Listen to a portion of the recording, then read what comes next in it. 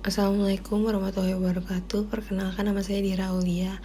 Pada kesempatan kali ini saya ingin mempresentasikan tentang Inventory Management for Red Meat using EOQ Compounding untuk penyelesaian ujian akhir semester untuk matkul metodologi penelitian. Ini adalah abstrak dari proposal penelitian ini dengan keywords daging sapi, rumah potong hewan, EOQ with compounding. Lalu kita masuk ke latar belakangnya. Indonesia sebagai negara berkembang dengan tingkat populasi tertinggi keempat di dunia tentu membutuhkan sumber daya manusia yang dapat bersaing dengan negara lain. Sumber daya manusia yang berkualitas itu pasti membutuhkan peningkatan gizi, kesehatan, dan tingkat pendidikan. Peningkatan gizi ini dapat dicapai dengan pemenuhan kebutuhan pangan yang sudah dijamin oleh Undang-Undang Dasar Negara Indonesia tahun 1945. Lalu menurut Wahyomi dan Utami tahun 2017, daging merah itu jauh lebih mahal jika dibandingkan dengan daging putih. Dengan harga 1 kilogram daging sapi itu setara dengan harga 3-4 kilogram daging ayam.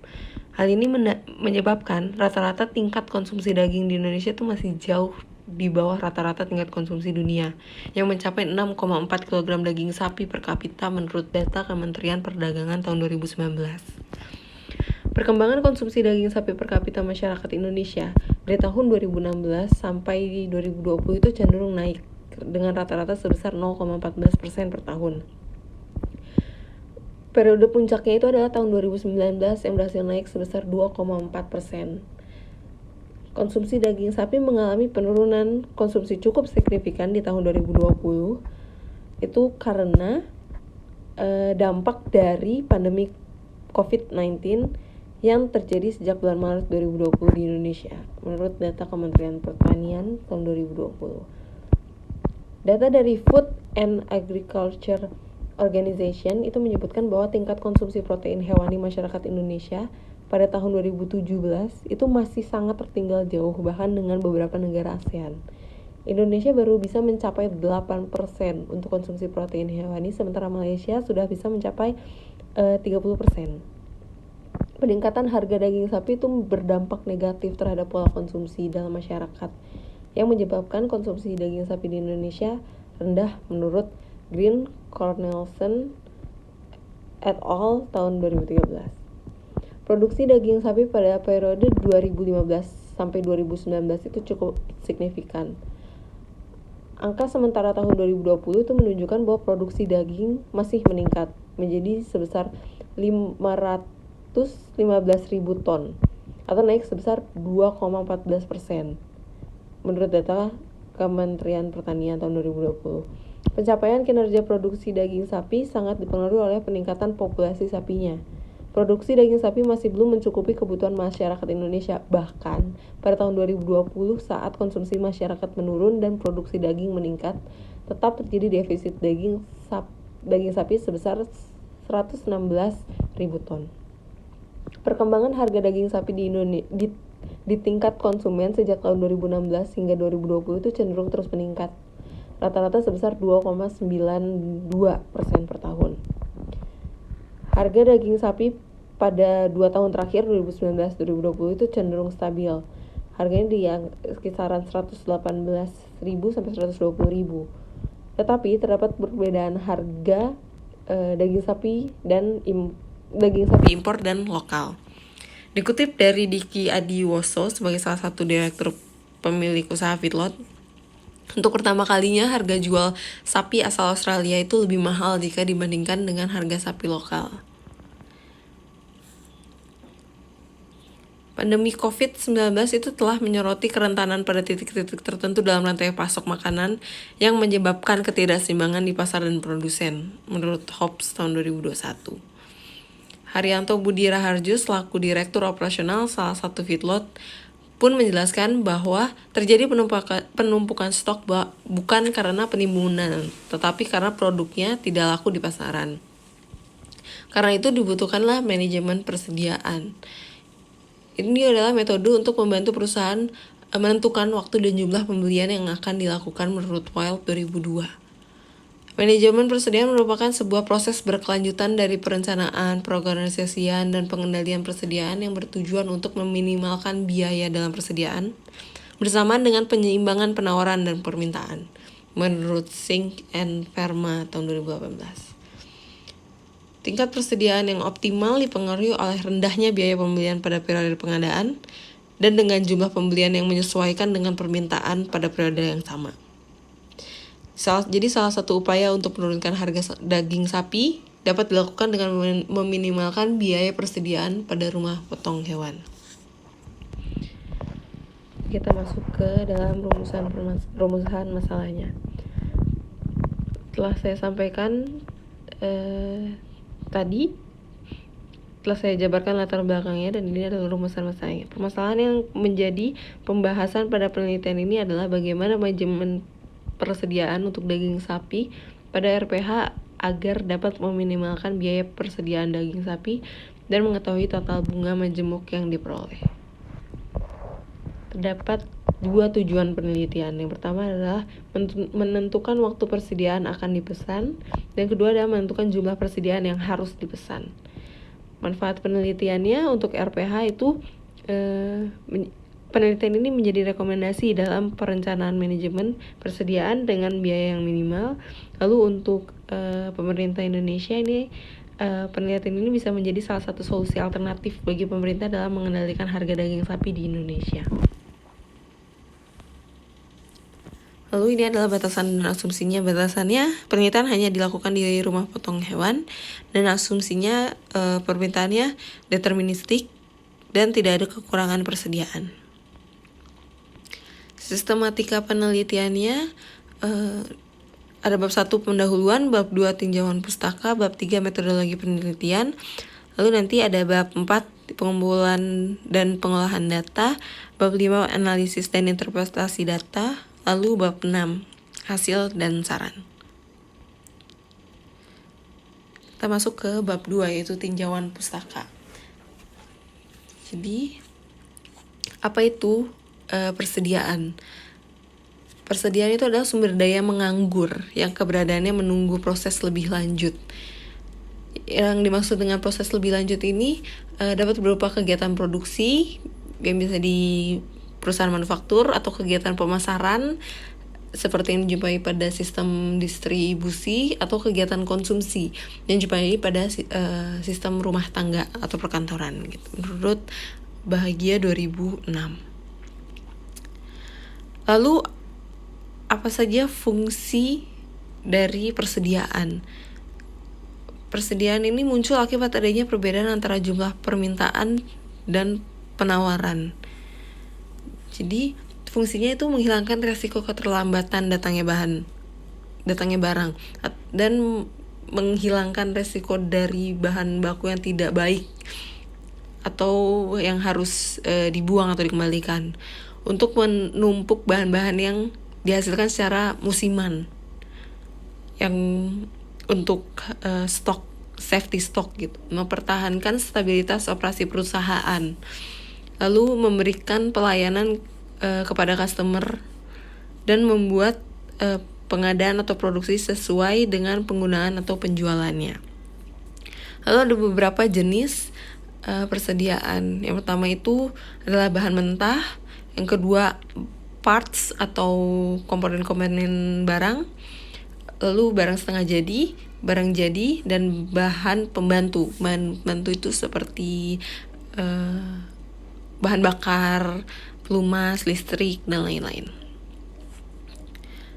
Lalu ada variabel persediaannya, yaitu ada demand, replenishment atau penambahan stok yang terdiri dari replenishment size, replenishment pattern, dan replenishment lead time. Lalu ada lead time-nya yang merupakan tenggang waktu yang diperlukan antara pemesanan bahan baku sampai akhirnya tiba di lokasi pengantaran. Lalu ada safety stock atau bisa disebut buffer, stock buffer. Lalu ada reorder level, yaitu titik batas dari jumlah persediaan yang ada yang harus ditetapkan kapan untuk pembelian kembali. kedua adalah, lalu kita lanjut ke manajemen persediaan.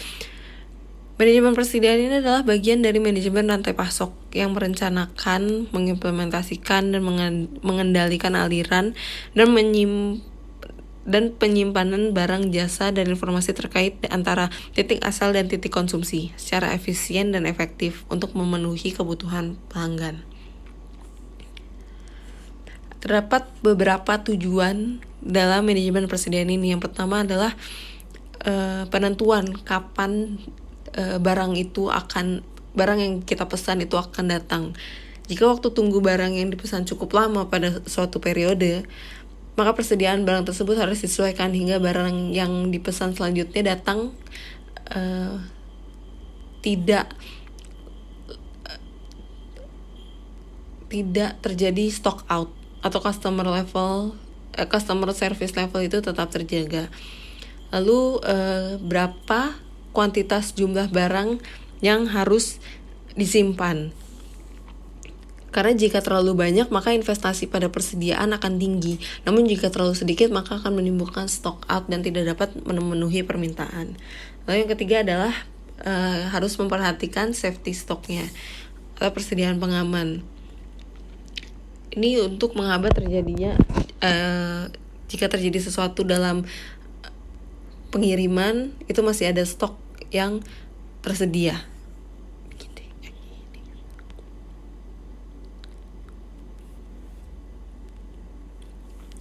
Ini ada inventory cost. Inventory cost ini terdiri dari 3 biaya yang terkait dengan persediaan. Ini ada 3, yaitu biaya penyimpanan, biaya pemesanan, biaya kekurangan dan biaya kekurangan persediaan. Kita masuk ke economic order quantity-nya. Economic order quantity ini adalah kuantitas barang yang dapat diperoleh melalui pembelian dengan mengeluarkan biaya minimal tapi tidak berakibat pada kekurangan dan kelebihan barang tersebut menurut Slamet tahun 2007. Asumsi yang digunakan dalam economic order quantity ini adalah 1. Permintaannya diketahui. 2. Lead time diketahui dan konstan, selalu sama antara satu periode dengan periode lain. Lalu 3. Ada penerimaan sekaligus. Jadi tidak pernah terpecah penerimaannya. Lalu 4. Tipe barangnya adalah independen dan tidak terkait dengan barang yang lain. 5. Mungkin mendapatkan diskon jika barang yang dipesan cukup banyak untuk mendapatkan diskon. Yang keenam adalah asumsinya tidak akan ada stock out. Lalu EOQ with compounding ini menurut Kaliskana tahun 2020 ini menyajikan perpanjangan dari model EOQ dasar yang secara akurat memodelkan bunga majemuk dan mengembangkan persamaan bentuk tertutup untuk kuantitas pesanan optimal yang intuitif. Ini adalah penelitian terdahulu, bisa dilihat menurut Pam, Bareta, Haidar, dan Gracia Flores. Itu mereka menggunakan problem mathematical programming model untuk manajemen inventory-nya. Fungsinya untuk mengurangi apel yang membusuk dan meningkatkan sustainability dalam ekonomi dan lingkungan. Lalu ada juga yang keenam, ini adalah EOQ models with optimal replenishment policy for perishable item, menggunakan EOQ with time value of money. Jadi mereka membuat model pengisian ulang dan mengembangkan kebijakan pengisian ulang dengan mempertimbangkan time value of money. Kita masuk ke dalam metodologi penelitiannya. Jadi penelitian ini adalah kualitatif non-statistik dengan desain berupa studi kasus, yaitu studi kasusnya di rumah potong hewan. Dengan teknik pengambilan datanya, yang pertama adalah wawancara, kedua adalah observasi, ketiga dokumentasi, dan keempat adalah triangulasi.